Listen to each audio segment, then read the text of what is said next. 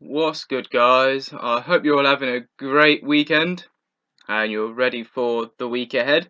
Welcome to another episode of Muscle Talks Radio. This is episode 4, and in this one, we're doing something slightly different. During the week on my Instagram, I asked any of you to submit some questions regarding areas of health and fitness that you may be struggling with, like your diet, supplementation, your nutrition. And I even allowed you guys to ask me some more personal, close to home questions just for a bit of fun, just so you get a little bit more insight into myself, into my life. And I've actually had some really quite interesting questions, so thank you for those, first and foremost. I will delve into those slightly later on. Again, I will put a timestamp on those, so if you have asked me a question, you can quickly skip to part of the podcast that I answer that particular question. But before we get into that, I just wanted to give you all a little update on the TD Training clothing line.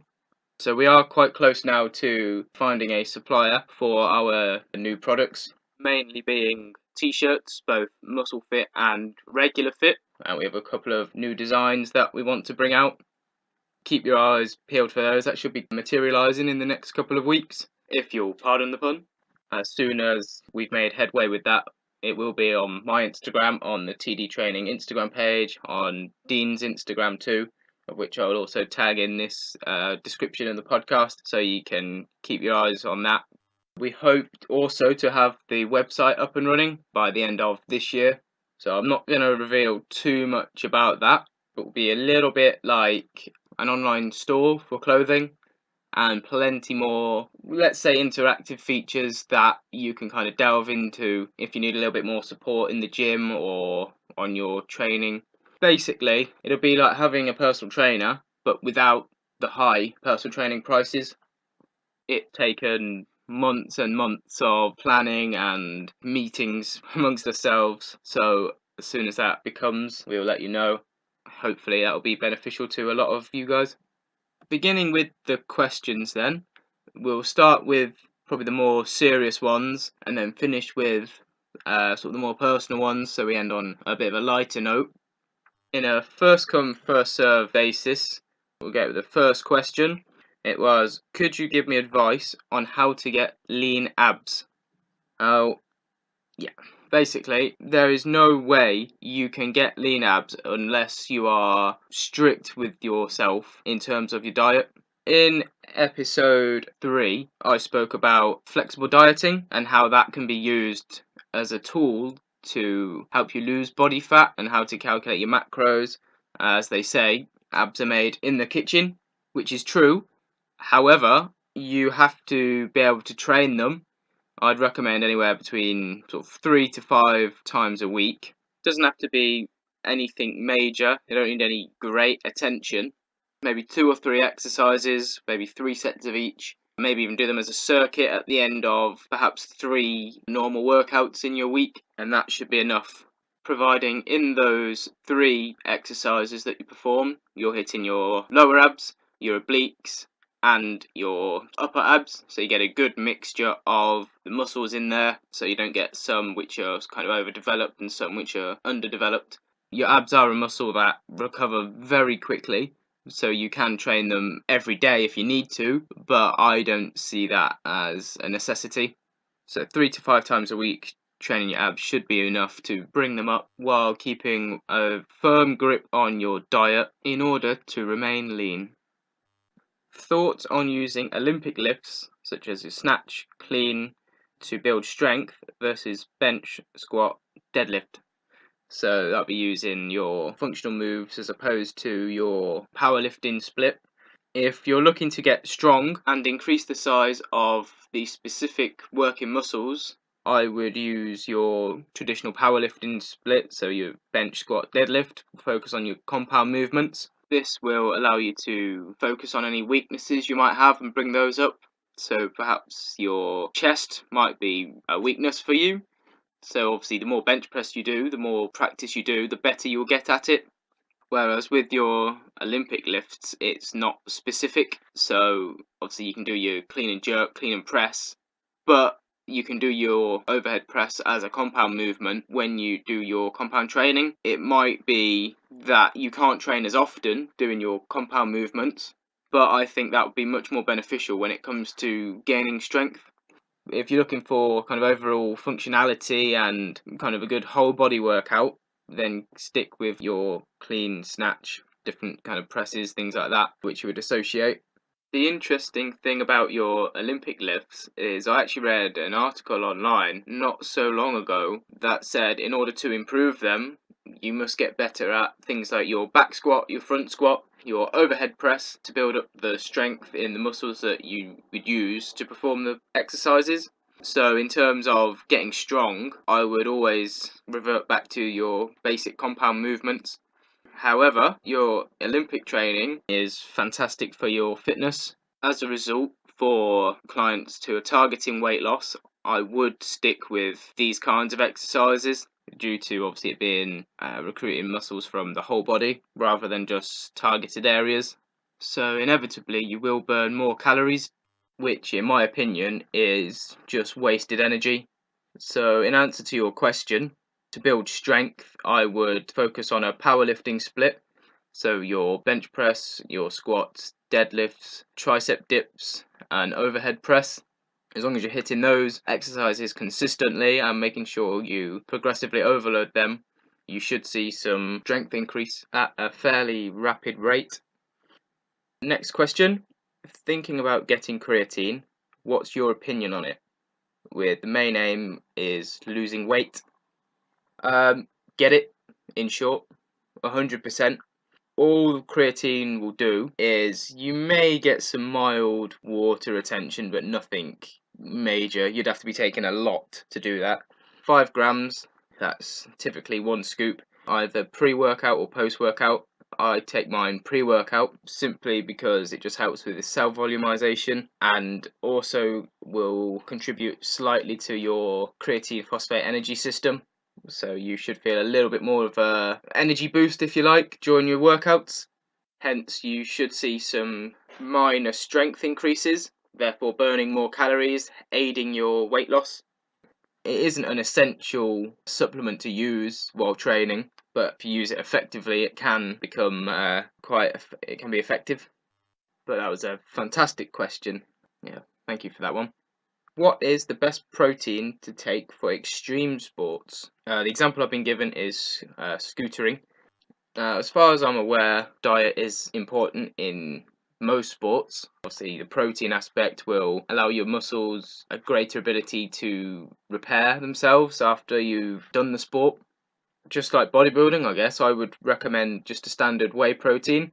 If you're naturally quite a sort of skinny guy, don't mean that in a kind of an offensive way, I would recommend one that is quite low on sugar, so you have quite a low carbohydrate source on it, simply because obviously the more sugar you can get, the more you can store as fat eventually.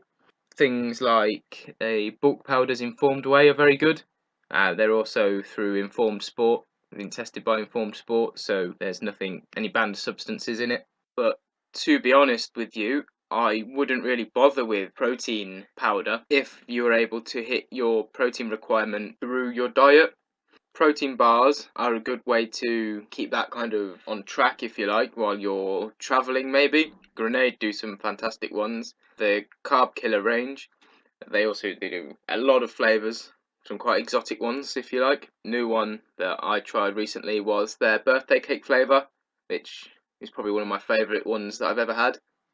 Generally, just to finish off, remember when you're searching for your whey protein, remember it is going to be going into your body, so you don't want to be buying some rubbish product that is going to give you kind of an upset stomach or going to have some pretty adverse effects on you.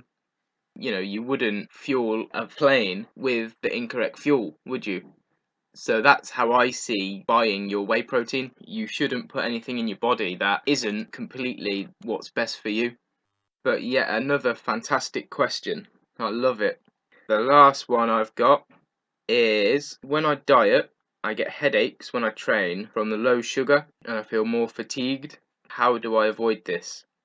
Straight away, first thing that jumps out to me is how low is your carbohydrate requirement that you are so low in sugar. Like, to me, it says you're not allowing yourself any. You can't cut that out completely. You do need some sugar to an extent. Just be careful with the simple sugars that can be easily broken down and stored by your body. That obviously has the backwards effect when you're trying to lose fat. A way that I would combat that would be to have maybe I don't know, a couple of jelly babies or something like that that's going to give you a tiny bit of those simple sugars to give you the energy during your workout that you will burn off. Obviously, then it's not going to be stored, which should stop your headaches. Things like simple carbohydrate source is what I mean. Something that's just going to give you a little bit of a boost. And then obviously you've got your pre-workout supplements. Just make sure that if you are having a couple of sweets before your workout, you're not having a pre-workout that's high in sugar as well. In terms of the fatigue you feel while you're dieting, that is part and parcel of it, I'm afraid. You're not fueling your body with enough energy to maintain your normal optimal levels of activity. So then obviously when you do more activity and you try and burn more calories, you are going to feel crap. But to make yourself feel a little bit better, make sure you stay hydrated. Steer clear of too many cups of coffee and things, too many stimulants, because you will end up becoming reliant on those, and that's not ideal at all. I would make sure you're properly spacing out your meals, so you don't allow your blood sugar levels to drop too much in between, sort of every 2 to 3 hours. I know I mostly manage 3 hours in between meals, because if you let your blood sugar levels drop too much, when you then come to eat again, what that will do is cause a spike in your blood sugar level, which will cause the insulin response, which then breaks down what you've taken in and stores it better, or is more likely to store it rather than using it to perform your everyday functions, and also obviously the additional activities such as your workouts or any cardio you might do, things like that. In short, there are no ways to prevent you feeling fatigued as a whole. There are just small steps you can take to reduce the effect. Things like not wasting energy on things that you don't need to do. Having a lie-in when you can, saving energy, sleep longer. Obviously, where you can, the shorter days will be much easier to manage kind of all your meals and not feeling fatigued, simply obviously due to the reduced amount of hours that you have to be awake. The long and short of it is that some people handle being in a calorie deficit better than others.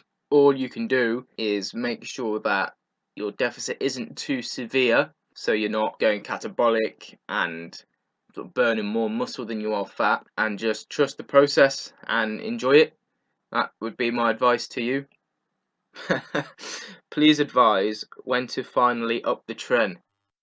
Always up the trend, bruh. But if you are going to do any kind of anabolic steroid, make sure that you are doing it safely and you do seek professional help, and kind of make sure you got the right support there if anything should go a bit untoward with it. I do not condone steroid use, however I do understand why people would want to do it, and obviously that's completely up to them. It's my choice not to do it. Personally, from a health point of view, I'm not looking to go into any competitions of that nature, and if I do, I would look to do at least one natural bodybuilding competition before that. So yeah, always up the trend, but be safe. How do I look like you? You don't want to look like me. And are you going to ask Lauren to marry you? For those of you who don't know, Lauren is my girlfriend. Been dating for just over 2 years now. In an ideal world, yes, I will, but not for a long time yet. I am very happy in my relationship, and long may it continue. We've got a lot of life to live before we get to that point, but yeah, I want to. And that wraps up another episode, guys. I hope you enjoyed this one. We did something slightly different with the Q&A style. Tag me in your Insta story. Let me know that you're listening. Send me any feedback. It's always much appreciated. Till next week, hope you all have a fantastic week. Take another step closer towards your goal. And don't forget, train, develop, achieve. And I'll see you next time.